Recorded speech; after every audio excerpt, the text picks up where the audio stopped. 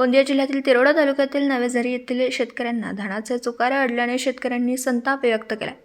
जिल्ह्यातील मोठ्या प्रमाणावर धान पिकांचे उत्पादन घेतले जात असतं, अशातच शेतकरी आपले धान ठराविक धान खरेदी केंद्रांवर विक्री करतात।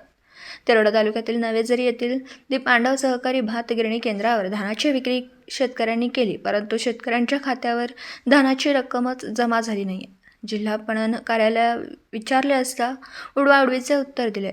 अशातच महेंद्र भांडारकर प्रहार जनशक्ती पक्षाचे जिल्हाध्यक्ष यांना देखील शेतकऱ्यांचे तक्रारी प्राप्त झाल्याने सोमवारपर्यंत शेतकऱ्यांच्या खात्यावर धनाची रक्कम जमा न झाल्यास प्रहार जनशक्ती पक्ष आंदोलन करणार असल्याचे प्रहार जनशक्ती पक्षाचे जिल्हाध्यक्ष यांनी इशारा दिला।